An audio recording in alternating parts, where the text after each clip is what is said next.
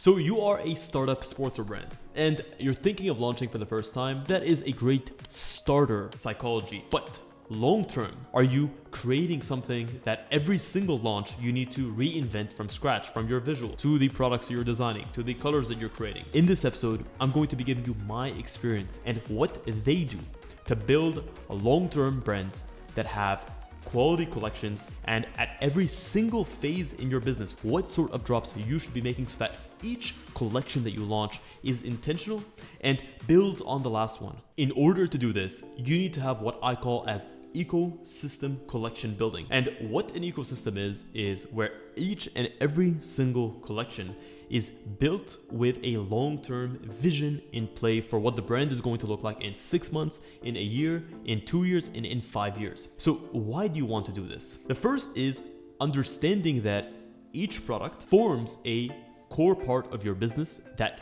you've already spent the time, the money, and the effort to invent and to build. You don't want to have to reinvent the wheel each and every single time. 2, when you have more and more products that work well and play well together from a design development standpoint, customers are much more likely that have landed on your website or on your brand page for the first time to engage and to purchase with you if they kind of see a full set of products together. At the very core, the type of customer that you're thinking about should want this item just as much as they want this item, and they can just as easily pair together and they complete each other. What do you as a brand consider? So how do we build this ecosystem? My recommendation is, as a startup brand, where this is a brand from 0 to 2 years, it's all about building clarity and building the essentials, the foundational touch points of the brand, which I typically call as your best sellers. So the easiest way to consider your best sellers or your core products are create your customer avatar, create your brand profile, look for look-alike brands in your niche and in your space. You must know who your core customer is and what are the best selling core products that they're going to want to satisfy.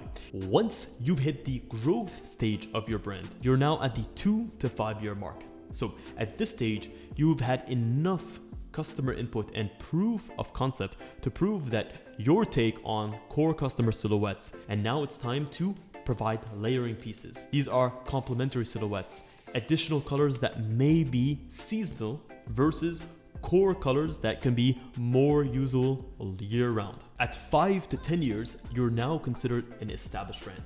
This means that your core products are consistently performing well. You've reinvented your core products time and time again, improving the fabric, improving the fit, improving the quality, improving the customer journey, maybe adding accessory silhouettes to those core products, similar to what Alphalete did with their Amplify range. But at some point, you're going to get to a point where it starts to make sense to go beyond your core sort of range. This means starting to look at accessories like bags, gym duffels, yoga mats, hats, glasses, whatever makes sense for your business brand, like Bandit Running.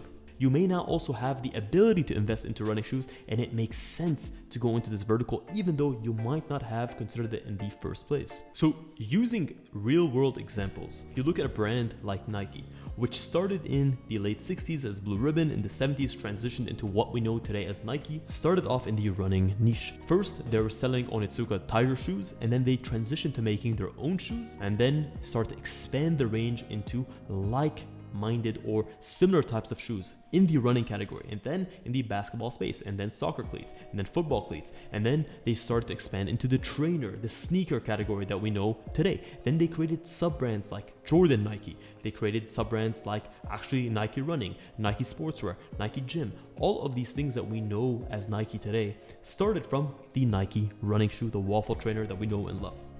And then they expanded into apparel, expanded into accessories. If we look at Lulu, for example, they started off with a simple idea: create yoga apparel and create a legging that wasn't see-through, that didn't pill, that wasn't so thin that you would be able to see your cellulite and you'd be able to see the imperfections of your skin. Basically, make one heck of a legging that women wanted to wear in the yoga studio and outside of the yoga studio. And over the years, they refined and expanded that legging collection into bras, t-shirts, jackets, now into shoes, backpacks, accessories, headbands. These are natural ways that your core consumer will evolve with your brand. If we look at Gymshark, for example, Gymshark started off with their Luxe tracksuit, their screen printed stringers, and today they've grown into pretty much each and every single category in the gym space. They've been very intentional not to expand beyond gym. Their messaging is very much rooted in the "we do gym" mantra. But if you're a gym lover, you're someone who loves to go to the gym, to lift heavy, you're going to find pretty much every single product vertical that you could ever want at Gymshark. So in short, why does the ecosystem thought process help you and build long-term? It's because you're not designing and creating each piece as an isolated island without regards for the long-term growth. Each and every single product that you add is designed to complement an existing product, to convince customers to buy that product and to increase their LTV, their average order value, by purchasing now these two items that work well together. Each and every single color that you add is seasonal, so it keeps you relevant. It mixes and matches well with an existing color from another season. Maybe it becomes a specialty color that you launch once every couple of years. Every single color doesn't just feel random, it's specifically implemented to complement something maybe a year in the future or a year in the past. You don't, and you're not just left guessing what you're releasing. You're looking at previous customer data. What products performed well? What colors did exceptional?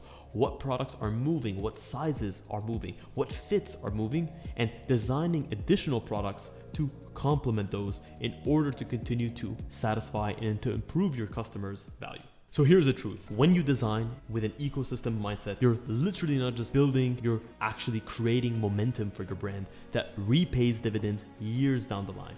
You're avoiding creative burnout, and you're not left scratching your head asking, what's the next product?